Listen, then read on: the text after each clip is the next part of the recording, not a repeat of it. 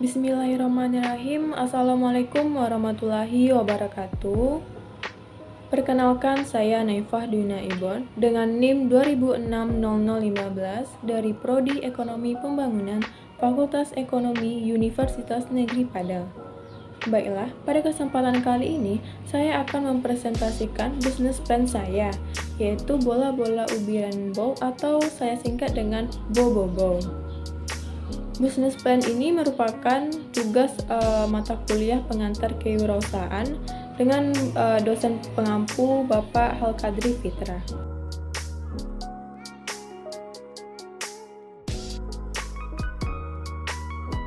Tampilan ini merupakan bentuk dari business plan saya, yaitu bola-bola ubi rainbow atau Bobobo. Langsung saja ke ringkasan kegiatan bisnis plan saya. Bisnis kuliner Bobobo yang berasal dari Bandung ini menurut saya sangatlah banyak diminati oleh pebisnis maupun wirausaha karena kuliner ini memiliki prospek yang besar. Bobobo yang berbahan dasar dari ubi jalar ini sangatlah unik dan banyak yang menyukainya. Alasan saya ingin membuat bisnis plan Bobobo ini adalah karena di kota tempat saya tinggal, yaitu Painan, tidak ada satupun orang yang menjual atau berbisnis bola-bola ubi ini. Saya tertarik dengan kuliner dari Bandung ini karena kuliner ini sangatlah terkenal, unik, dan ringan untuk dikonsumsi. Next, ke slide berikutnya, yaitu latar belakang. Bobobo atau bola-bola ubi rainbow merupakan bisnis makanan dengan produk berupa bola-bola ubi yang terbuat dari bahan dasar tepung dan ubi yang kemudian dibentuk menjadi bola. Bobobo berinovasi untuk menawarkan sesuatu yang berbeda ke masyarakat, terutama di kota Painan tempat saya tinggal. Bola-bola ubi rainbow yang terdiri dari 3 jenis warna, yaitu orange, ungu, dan hijau. Bola ubi ini mulai digemari oleh masyarakat karena rasanya yang unik. Salah satunya Bobobo, satu ide usaha yang akan dikembangkan agar produk dari ubi dapat lebih modern dan disukai oleh masyarakat. Bobobo berbahan dasar ubi ini yang sangat mudah didapatkan.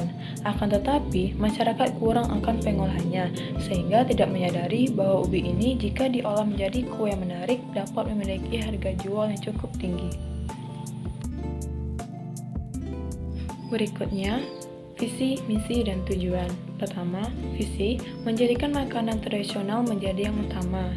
Kedua, misi, selalu berinovasi dengan produk tradisional, meningkatkan kualitas makanan tradisional, dan mengutamakan kualitas dalam pelayanan sehingga konsumen puas. Yang ketiga, tujuan, mendapatkan keuntungan, menarik minat konsumen untuk merasakan produk yang dibuat dan mencapai target penjualan, meningkatkan eksistensi makanan berbahan dasar ubi, dan membantu mempertahankan makanan tradisional agar tidak hilang.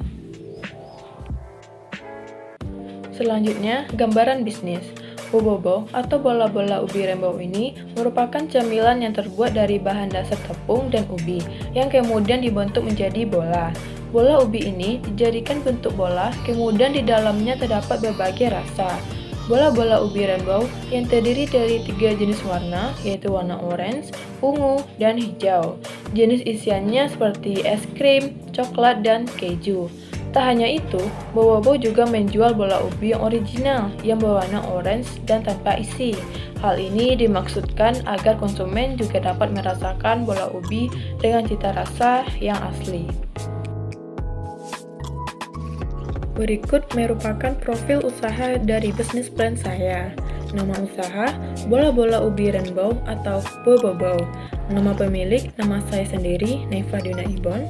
Jenis usahanya yaitu kuliner tradisional. Alamat Pasar Impres Painan. Nomor telepon 0852 6455 9529. Slide berikutnya, strategi pasar. A. Segmentasi pasar. Segmentasi pasar ini menjadi 4 bagian. Pertama, segmentasi geografis, berada di kota Painan.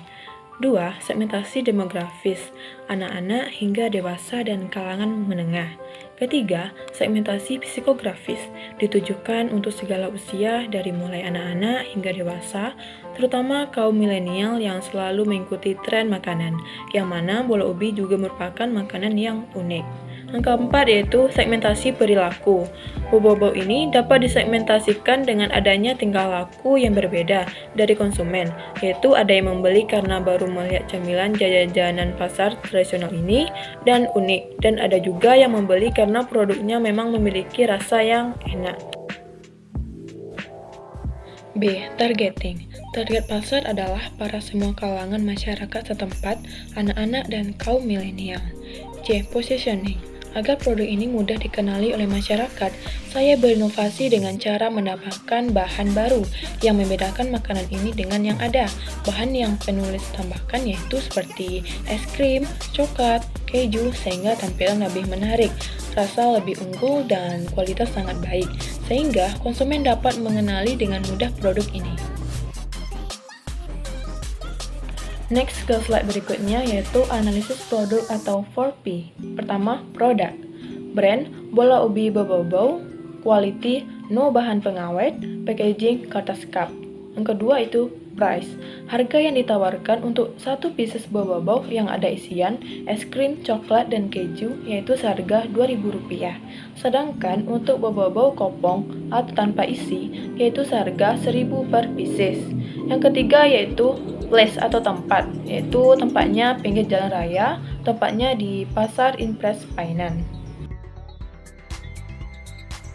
Yang keempat yaitu promotion, yang dibagi menjadi A. Periklanan. Untuk promosi, dilakukan dengan menyebarkan brosur pada target market. Promosi juga dilakukan dari mulut ke mulut serta dilakukan pada media sosial seperti Instagram, WhatsApp, Facebook, Twitter. Berhubung target market adalah semua kalangan masyarakat dan kaum milenial sebagai pengguna media sosial aktif. B. Promosi penjualan. Untuk promosi dilakukan dengan memberikan setiap pembelian 10 pieces bobo-bobo akan diberikan bonus 1 pieces sesuai permintaan konsumen. Berikutnya sistem distribusi. Produk bola ubi bobo-bobo akan diproduksi di rumah saya untuk dibentuk dari bahan dasar menjadi bola-bola ubi mentah yang siap untuk digoreng. Selanjutnya, bola-bola ubi mentah tersebut didistribusikan ke tempat penjualan di pasar. Bola ubi ini bisa didistribusikan dengan motor ataupun mobil. Bola ubi bobo-bobo digoreng langsung di tempat penjualan agar konsumen bisa menikmati bola ubi dalam keadaan yang hangat. Selanjutnya yaitu kapasitas dan rencana produksi bisnis plan saya. Dengan menyediakan produk yang lebih disesuaikan dengan kebutuhan, dalam hal ini berdasarkan jumlah SDM dan teknologi yang digunakan, maka kapasitas dan rencana produksi bobo-bobo yaitu sebanyak 500 bola ubi per hari, yang mana dan terdapat 2 orang tenaga produksi yang akan membuat dan menggoreng bobobi dengan jumlah 20 bobobi dalam 1 kali penggorengan. Next ke analisis SWOT sebagai kelayakan usaha. Analisis SWOT ini dibagi menjadi 4 bagian. Yang pertama yaitu kekuatan atau strength. Rasa percaya bahwa produk ini akan diterima dengan baik oleh masyarakat luas. Karena produk yang dibuat ini mempunyai kualitas yang cukup tinggi. Karena bahan dasarnya menggunakan ubi yang banyak mengandung nutrisi juga pembuatan yang higienis. Kedua yaitu kelemahan atau weakness. Pertama, produk tidak tahan lama. Kedua, produk mudah ditiru. Dan ketiga, harga bahan baku tidak stabil. Yang ketiga yaitu peluang atau opportunity. Produk ini belum ada satupun orang yang berada di kota Painan ini yang menjual bola-bola ubi ini. Maka dari itu, saya akan memanfaatkan peluang ini sehingga bisa menciptakan cemilan yang baru di daerah tempat tinggal saya, yang tentunya rasanya yang enak dan unik. Bola ubi bobo-bobo ini produk hasil modifikasi yang sedemikian sehingga menjadi produk baru serta menarik yang dapat bersaing dengan makanan-makanan modern. Ubi di zaman sekarang sudah jarang sekali yang memproduksi, sehingga saya mempunyai peluang yang cukup baik dalam pemasaran. Apalagi ubi ini merupakan varian baru yang dapat menarik minat konsumen untuk merasakan sensasi baru dari ubi ini. Yang keempat yaitu ancaman atau threat. Ancaman yang dapat timbul dari usaha bola ubi bobo ini antara lain, pertama, persaingan yang tidak sehat. Yang kedua, bahan baku yang tidak stabil. Yang ketiga yaitu adanya produk serupa yang mungkin akan ditiru oleh pebisnis lain dengan kualitas baik dan harga murah sehingga menjatuhkan produk saya. Analisis pasar dan pemasaran. Pertama, target pasar. Usaha ini berlokasi di tempat-tempat yang strategis dan di pinggir-pinggir jalan utama di pasar Impres Painan dan tempat keramaian lainnya. Tempat-tempat lokasi tersebut yang banyak dilewati oleh masyarakat, baik masyarakat lokal maupun non-lokal, sehingga usaha mudah untuk dikenal oleh masyarakat. Yang menjadi target pasar kami yaitu semua kalangan masyarakat sekitar dan masyarakat pengguna jalan tempat usaha saya berdiri dan juga kaum milenial. Kedua yaitu pesaing.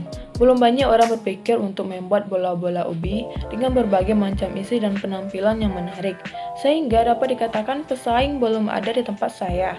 Akan tetapi itu tidak membuat lengah, justru disinilah kreativitas kita bagaimana cara kita menarik konsumen agar dapat membeli produk kita, tanpa membuat pesaing kita merasa tidak senang dengan tindakan yang kita lakukan. Ketiga itu sasaran pembeli.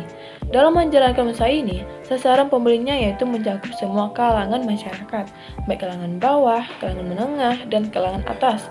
Dari semua kalangan tersebut, sebagian besar mampu untuk membeli produk yang kami ditawarkan. Karena harga yang diberikan pun cukup terjangkau sekali untuk semua kalangan. Harga yang kami berikan yaitu Rp1.000 sampai Rp2.000 per pieces boba. Strategi pemasaran. Strategi pemasaran yang saya lakukan yaitu pertama, dari mulut ke mulut. Promosi ini merupakan promosi yang paling sederhana, serta tidak memerlukan banyak biaya untuk melakukan promosi ini. Cukup dengan bercerita dengan teman-teman atau keluarga untuk mempromosikan usaha. Sehingga secara tidak langsung semua konsumen atau masyarakat akan mengetahui usaha kita. Dan apabila usaha kita sudah diketahui dan disukai, maka konsumen tersebut akan memberitahukan kepada orang lain untuk membeli bola ubi bobo ini di tempat saya. Yang kedua yaitu dengan media sosial. Selain promosi dari mulut ke mulut, maka promosi juga dapat dilakukan dengan menggunakan media sosial, seperti melalui Instagram, WhatsApp, Facebook, atau media sosial lainnya. Yang ketiga yaitu pengembangan pasar. Dalam hal ini dapat dengan memperluas usaha bobo ini ke daerah lain, dengan harapan usaha ini akan lebih dikenal oleh masyarakat dan juga dapat menambahkan pendapatan serta dapat mengurangi tingkat pengangguran dengan memperkerjakan karyawan yang baru. Yang keempat yaitu pengembangan produk. Pengembangan produk dari usaha ini dapat menambahkan rasa yang mungkin tidak ada di pesaing lain, sehingga jangkauan pasar memiliki semakin luas dan tingkat loyalitas konsumen pun setiap harinya kian meningkat. Selanjutnya yaitu organisasi dan manajemen. Organisasi dan manajemen usaha produk boba ini yang akan dikelola oleh keluarga ataupun teman terdekat, sehingga tidak ada organisasi dan manajemen yang jelas. Selanjutnya di sini saya akan menjelaskan aspek produksi dari bisnis plan saya. Pertama itu bahan baku. Pertama itu ubi jalar dengan banyak 12 kg. Dengan harga satuan 2.500 dan harga totalnya yaitu 30.000. Yang kedua itu tepung terigu 2,1 kg, harga satuan Rp10.000 dan harga totalnya yaitu Rp21.000. Yang ketiga yaitu tepung maizena 1,4 kg, harga satuan Rp24.000 dan harga totalnya Rp33.600. Keempat yaitu gula putih, banyaknya 2,1 kg, harga satuan Rp18.000 dan harga totalnya itu Rp37.800. Yang kelima yaitu garam, sebanyak 1 bungkus dan harga persatuannya Rp2.000 dan harga total Rp2.000. Yang keenam yaitu minyak goreng dengan banyak 5 liter dan harga satuan Rp25.000 dan harga total Rp125.000. Yang ketujuh yaitu coklat sebanyak 250 gram, harga satuannya yaitu Rp15.000 dan harga total Rp15.000. Yang kedelapan yaitu keju sebanyak 2 batang, harga satuan Rp20.000 dan harga totalnya yaitu Rp40.000. Yang kesembilan yaitu es krim dengan banyak 7 liter, harga satuan Rp100.000 dan harga total Rp100.000. Dengan menjumlahkan harga total ini, mendapatkan keseluruhan dari total bahan baku yaitu sebesar Rp400.400. Yang kedua yaitu peralatan. Di sini sebanyak peralatan 10. Pertama itu dulang banyaknya 1, gelas ukur, baskom, pisau, panci, wajan, kompor, freezer, nampan, kotak box yang masing-masing banyaknya 1 buah. Yang ketiga yaitu perlengkapan. Di sini perlengkapan yaitu seperti label yang banyaknya 100 pieces, harga satuan Rp1.000 dan jumlah Rp100.000. Yang kedua yaitu sarung tangan plastik dengan banyak 2 pack, harga satuannya yaitu Rp10.000 dengan jumlah Rp20.000. Didapatkan total dari perlengkapan ini yaitu sebesar Rp120.000. Yang keempat yaitu biaya lainnya seperti transportasi Rp20.000, gas Rp20.000 dengan total keseluruhannya yaitu Rp40.000.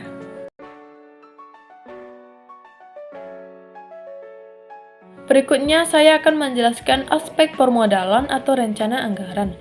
Pertama yaitu modal atau pemasukan.